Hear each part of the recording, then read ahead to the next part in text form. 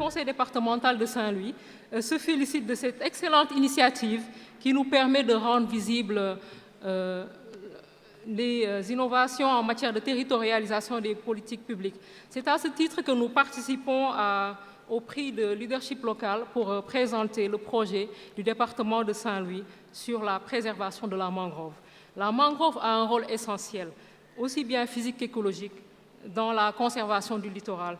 Si nous sommes là aujourd'hui, le département de Saint-Louis, nous présentons ce projet environnemental d'envergure.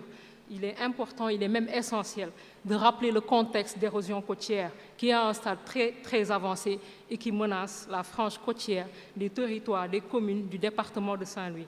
Menace qui pèse principalement sur les populations de la langue de Barbarie pour le moment et des menaces qui pourraient évoluer malheureusement vers d'autres zones du territoire si nous n'agissons pas d'urgence. Nous tenons à remercier les acteurs qui ont pris part à cet important projet environnemental qui présente des enjeux sociaux et économiques. Donc, c'est un projet en fait départemental. Le conseil départemental l'a certes porté, mais le projet, nous l'avons fait avec les collectivités territoriales du département de Saint-Louis, principalement les collectivités qui ont une frange côtière. Je vais citer la commune de Saint-Louis.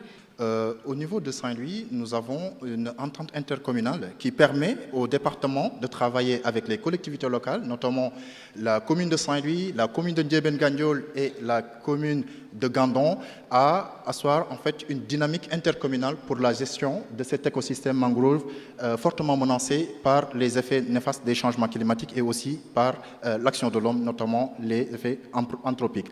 Ce programme a été soutenu par des partenaires techniques et des partenaires financiers. Je peux citer l'Agence régionale de développement qui apporte une assistance particulière aux collectivités locales dans ces dynamiques d'intercommunalité. Nous avons l'ONG, le partenariat pour lequel je travaille, qui assure justement l'accompagnement des différentes collectivités locales à mettre en œuvre cette stratégie intercommunale pour la gestion de la mangrove. La République du Sénégal, à travers les services techniques déconcentrés, le collectif des enseignants de Saint-Louis, avec qui nous développons des activités d'animation en milieu scolaire, et enfin le collectif 5 Delta, qui est un réseau d'acteurs en Afrique de l'Ouest qui œuvre pour la préservation de la mangrove.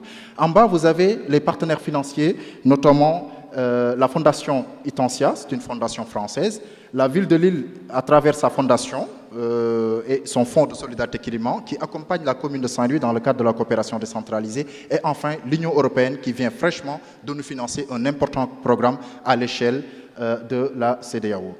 Sur le contexte géographique, ce qu'on peut dire, c'est que la mangrove de Saint-Louis du Sénégal est la mangrove la plus septentrionale d'Afrique de l'Ouest, c'est-à-dire qui se trouve plus au nord.